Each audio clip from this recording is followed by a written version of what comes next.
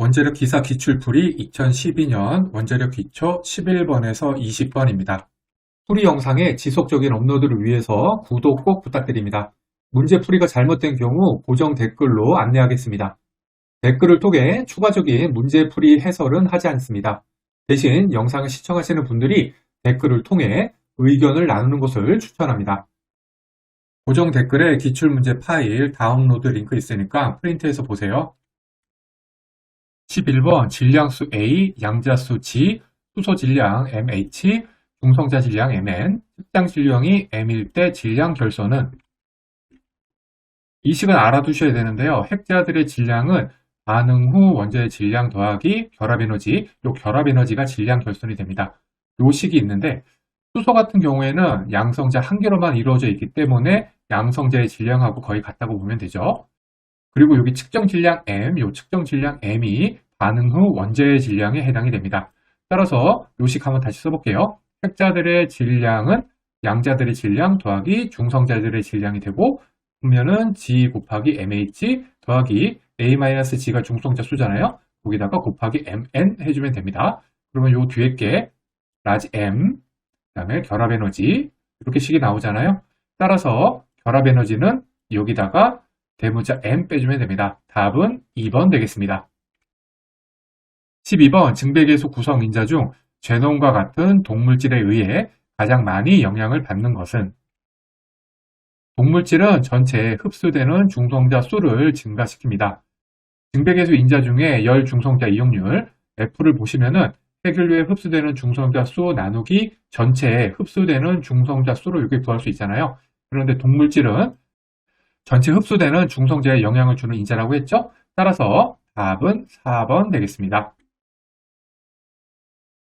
13번 일군 확상 방정식에 사용되는 인자가 아닌 것은 요식 무조건 외워두셔야 됩니다. 맨 앞에 식은 시간에 따른 중성자 속 변화율, 두 번째가 누설 관련된 거, 세 번째가 흡수 단면적, 마지막이 중성자 선언. 그런데 여기 보시면은 흡수 단면적은 있지만 보기 3의 산란 단면적은 없잖아요. 따라서 3번이 사용되는 인자가 아닙니다. 14번 도플러 효과에 가장 크게 기여하는 핵종은 도플러 효과는 다른 말로 하면 온도 개원 효과, 원자로 고유 안전성, 자기 출력 제한 이렇게 표현할 수가 있습니다. 이게 무슨 현상이냐면은 핵연료 우라늄 238의 온도가 증가하게 되면은 표적 핵 진동이 증가를 하고 공명 흡수 첨도값이 감소하고 폭이 증가를 해서 연료의 중성자의 공명 흡수가 증가하는 현상입니다. 즉 도플러 효과로 인해서 핵연료 온도가 증가를 하게 되면은 공명 흡수가 증가해서 출력이 감소하는, 즉 원자로 연료 온도 계수가 음의 값을 갖게 됩니다. 따라서 U238, 이게 가장 관련이 큰 핵종이 되겠습니다.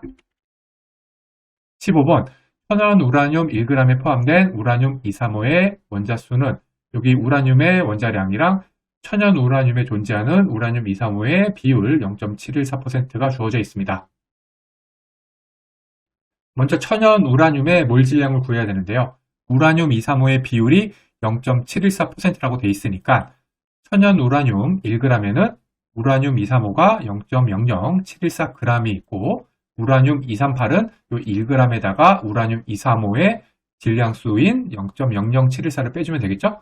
천연 우라늄 1몰의 원자량은 n분의 1 나누기 0.714 나누기 235 더하기 앞에서 구한 우라늄 238 1 빼기 0.074 나누기 238로 나눠주면은 m은 237.98이 나옵니다. 두 번째는 원자수를 구해야 됩니다. 천연 우라늄 1g에 들어있는 원자수는 6.02 곱하기 10의 23승을 앞서 구한 몰 질량 237.98로 나눠주면 되죠. 그러면은 2.53 곱하기 10의 21승계가 나옵니다. 이 중에서 0.714%가 우라늄 235의 원자수이기 때문에 2.53 곱하기 10의 21승에다가 0.714%를 곱해주면은 답은 2번 1.806 곱하기 10의 19승계가 나옵니다. 16번 다음 중 원자핵을 구성하는 핵자들 간에 작용하는 핵력에 대한 설명으로 틀린 것은 핵력은 인력이고 풀럭력은 척력인데요. 이 핵력이 풀럭력보다 크기 때문에, 즉 인력이 더 크기 때문에 핵이 유지가 됩니다. 그리고 핵력은 이렇게 한 4가지 정도 특징이 있는데요. 먼저 교환력을 가진다. 사이 중간자를 매기로 해서 핵자가 서로 힘을 교환합니다. 포화성을 가진다. 핵밀도, 결합에너지를 일정하게 만들어줍니다.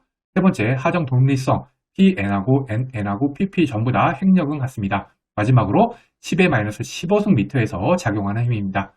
보기 2 보시면 인력이 아니라 청력이다 라고 되어 있잖아요. 핵력? 이거 틀렸죠? 핵력은 인력이 되기 때문에 답은 2번 되겠습니다. 17번, 다음 방사성 붕괴의 형태 중에서 원자핵의 양자수랑 중성자수의 변화가 없는 것은? 이거 너무 중요하고 기초적인 내용이죠. 알파 붕괴는 알파선, 즉 헬륨이 떨어져 나오기 때문에 양자수가 2개, 중성자가 2개가 감소를 하고요. 베타 붕괴는 양성자가 중성자와 베타 플러스 선으로 붕괴가 되면서 베타 플러스 선이 방출이 되기 때문에 양성자 수가 1개 감소, 중성자가 1개 증가. 따라서 베타 붕괴는 베타 플러스 붕괴라고도 부릅니다.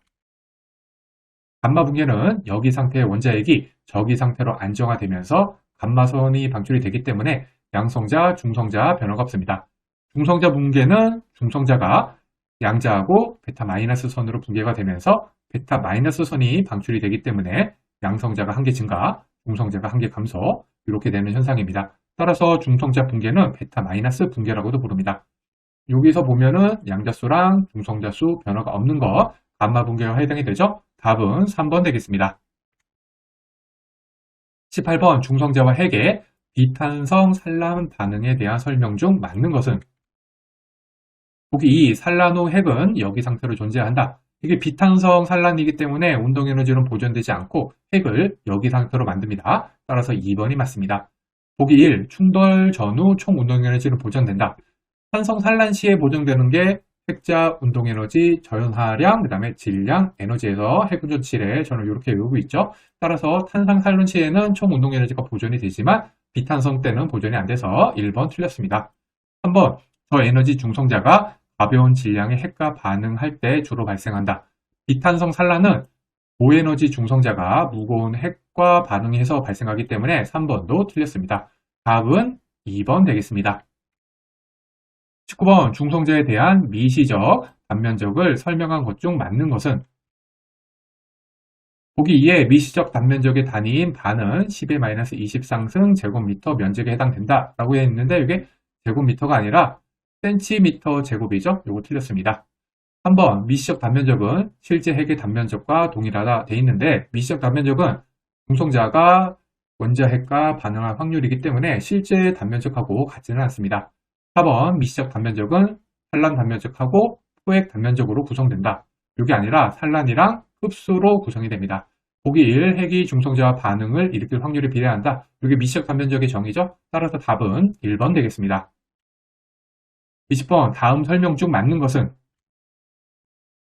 보기 1 핵분열 에너지의 대부분은 중성자의 운동에너지다. 이거 아니죠? 핵분열 파편 운동에너지 168 내부가 대부분을 차지합니다. 보기 2 핵분열 후 생성되는 즉발 중성자의 평균 에너지는 수개부 정도이다 라고 되어 있는데 이 내부 에너지를 갖죠? 2번 틀렸습니다. 3. 원자로가 트립되면 노심에서 생성되는 열 에너지는 즉시 0이 된다. 즉시 왠지 틀린 것 같죠? 원자로가 트립되더라도 핵 연료의 잔열이 존재하기 때문에 즉시 0이 되지는 않습니다. 4. 핵분열 시 방출 에너지의 일부는 발전소에서 회수할 수 없다.